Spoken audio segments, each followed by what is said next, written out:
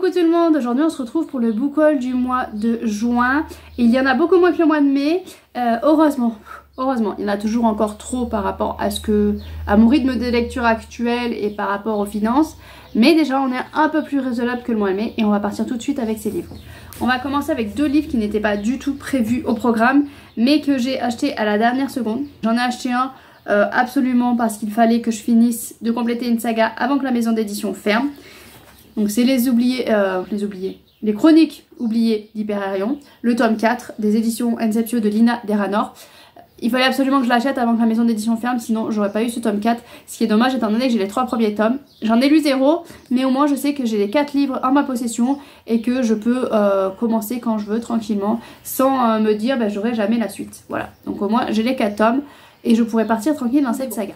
Et comme j'ai commandé ce livre là et que je veux pas payer de frais de port, il fallait que je complète pour arriver à 35 € et j'ai complété avec celui-ci, donc La Légende des 4, le tome 4, Le Clan des Aigles de Cassandra O'Donnell aux éditions Flammarion Jeunesse. Comme ça j'ai les 4 tomes et pareil je pourrais continuer. Ceux-là se lisent très vite, j'ai lu déjà les 2 premiers tomes, j'ai prévu cet été de lire le 3e tome et qui sait si j'ai le temps, parce que je lirai le 4e tome aussi dans la foulée. Mais au moins je sais que je les ai tous dans ma possession et puis il y avait mon fils... les deux, en fait, celui de 12 et celui de 15 qui attendaient avec impatience que j'achète le 4e tome, donc comme ça, eux ils vont pouvoir s'y lancer dedans.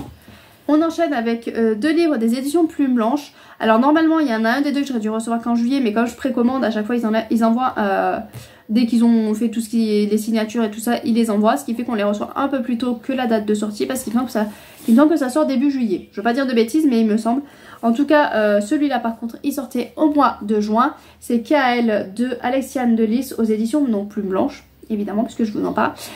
Donc KL, c'est on suit un personnage de Tiziri et on voit la vision de Tiziri de ce personnage de KL. Donc je vais pas vous en dire plus pour ceux qui n'ont pas lu Tiziri, mais on est dans un monde très nature, avec des écomères et Tiziri qui est une albinos, elle est toute blanche et elle est un peu rejetée par les siens. Voilà, vite fait en résumé, mais vraiment très rapide. En tout cas j'avais bien aimé le tome 1 de Tiziri, donc je pense qu'il faut que je lise le tome 2 de Tiziri et après KL. Ceux qui ont plus d'informations, n'hésitez pas d'ailleurs à me le dire. Est-ce que je peux lire celui-là avant d'avoir lu le tome 2 de Tiziri? Il faut absolument que je lise le tome 2 de Tiziri. Donc je compte le lire le tome 2, mais voilà, je me suis dit autant je lis celui-là, si ça retrace tout le premier tome, au moins ça me remettait en mémoire le premier tome de Tiziri. Mais je sais pas, peut-être que dedans il y a le premier tome et le 2e tome. J'ai peur que ça me spoil le 2e tome. Donc ceux qui sont plus informés, n'hésitez pas à me le dire. Et du coup, 2e Plume Blanche qui est arrivé chez Chesguerre de Serenia Wells aux éditions Plume Blanche. Je l'ai recommandé, j'ai une jolie petite rencontre, je le lis. J'ai eu la petite gommette que j'ai du coup causée là, la petite dédicace et le marque-page que j'ai mis. Le marque-page, une petite image très jolie et le marque-page. Voilà. J'avais très hâte qu'ils sortent enfin chez Plume Blanche, histoire de me dire on se rapprochera de la sortie du tome 2. J'espère que c'est l'année prochaine d'ailleurs le tome 2. Parce que j'avais écouté en audio ce tome 1 sur YouTube. Ça a été un petit peu retravaillé, donc faudrait que je le relise. Mais en tout cas j'avais adoré écouter en audio ce livre.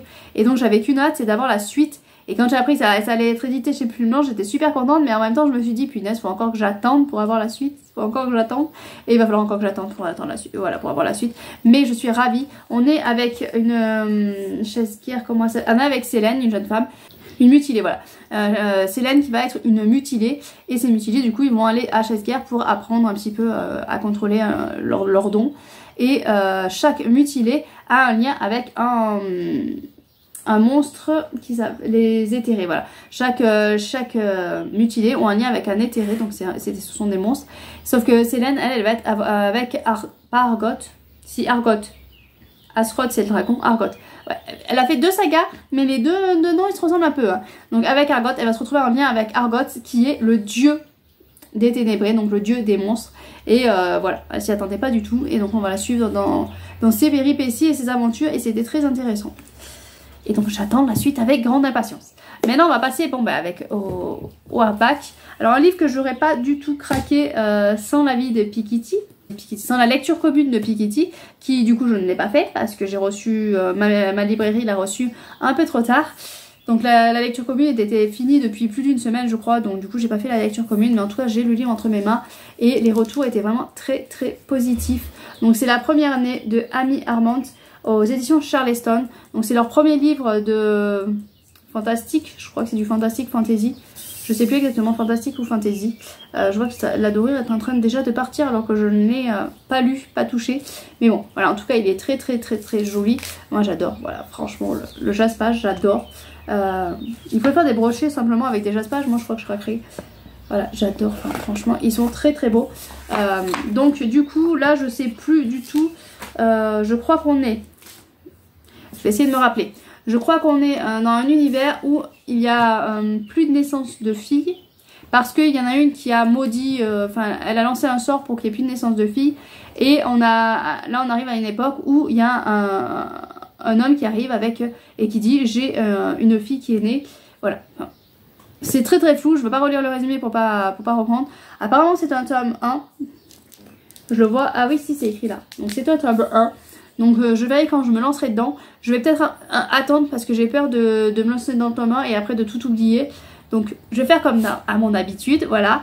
Je vais sûrement attendre que toute la saga sorte avant de me plonger dedans sans savoir si ça me plaît. Voilà, je me connais, hein. Je fonctionne comme ça depuis toute petite. J'ai toujours fonctionné comme ça. Tant que je n'étais pas sûre d'avoir tous les tomes en ma possession pour pouvoir attaquer, je n'attaquais pas la lecture. Et je me rappelle quand j'empruntais à la médiathèque, j'empruntais toujours, s'il y avait une trilogie, ben j'empruntais toujours la trilogie en entière. Enfin voilà, il fallait que je sois sûre d'avoir tout. Et c'est vrai que quand j'étais petite, c'était plus judicieux parce que quand j'étais petite, j'empruntais la trilogie entière et j'enchaînais la trilogie. Enfin, je lisais en général à la chaîne. Là maintenant, j'enchaîne plus. Donc voilà, ça sert pas à grand chose d'attendre parce que de toute façon, en général, même si j'ai toute la saga, je fais toujours poireauter presque 1 an à chaque fois que je lis un autre tome. Mais bon, passons. Mon cerveau est un peu bête et un peu resté sur mes anciennes façons de procéder sûrement. Donc là c'est Un passé englouti de Averace aux éditions de Saxius. Alors déjà quand j'ai vu la couverture j'ai dit punaise il me le faut ce livre là. Voilà. Vous voyez pas trop vu que j'ai laissé le papier du coup, mais c'est très très joli. Je sais plus, à force de lire des résumés tout le temps, je ne sais plus. Effie Sayre, Effie a toujours cru aux légendes de petits peuples.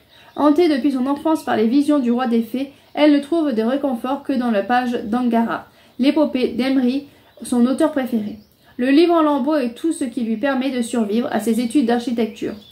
Voilà, donc moi c'est vrai que là, ce qui m'avait attiré donc du coup c'est le côté se réfugier dans les livres, le côté architecture. Donc je sais pas trop si on va le voir puisqu'apparemment c'est pour se réfugier parce qu'elle aime pas trop ça. Aussi lorsqu'elle remporte un concours pour restaurer le manoir du défunt Myrdin, elle est persuadée que c'est un signe du destin.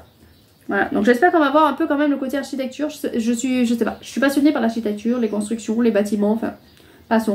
Nomen décrépit sur le point de s'enfontrer dans une mer affalée, le manoir d'Irae est un lieu perché à la frontière entre les mondes, peuplé d'êtres mystérieux.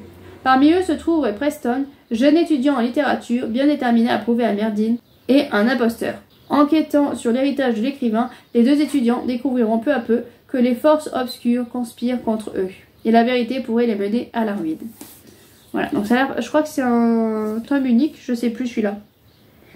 Je sais plus, enfin, ce que j'ai pris, normalement c'est des duologies ou des tomes uniques, histoire de ne pas m'engager sur des grosses sagas.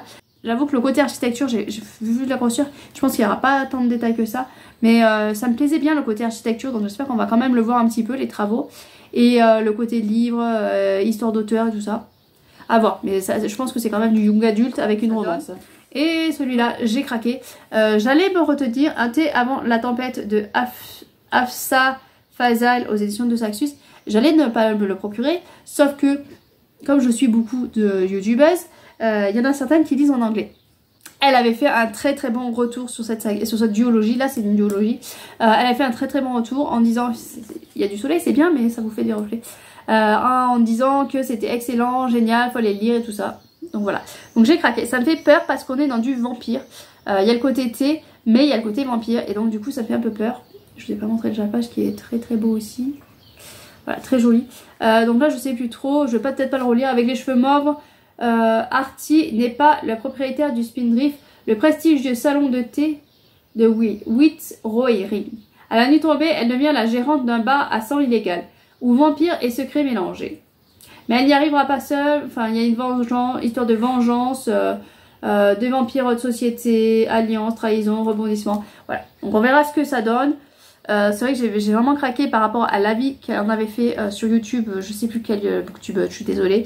Mais le côté vampire fait un peu peur. Donc j'espère que ça va me réconcilier un petit peu avec les vampires, parce que c'est vrai que depuis Twilight, ado, c'est vrai que j'aimais bien, mais maintenant avec le recul, je sais très bien que ça me plairait pas du tout. Donc du coup, j'ai un peu bloqué sur les vampires.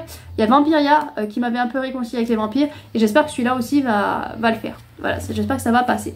Donc voilà, on a fini ce book haul. Voilà ce qui est arrivé durant ce mois-ci. Ça fait moins, on diminue un petit peu au niveau quantité. Il y en a 2 qui devraient même pas être là. Normalement, j'aurais dû m'arrêter à 5, même à 4, si Piketty m'avait pas fait craquer par rapport à cette lecture commune. Mais c'est vrai qu'il y a toujours des trucs extérieurs qui vous soufflent des idées.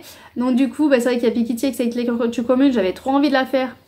Bon, ma librairie est très longue à recevoir les livres à chaque fois. Mais bon, voilà, au moins, je préfère quand même commander quand je peux chez eux. Et les deux, le Inceptio, je le voulais absolument. Donc forcément, il fallait que je craque sur ceux-là. On va y arriver. Faudrait que j'arrête de suivre des chaînes YouTube.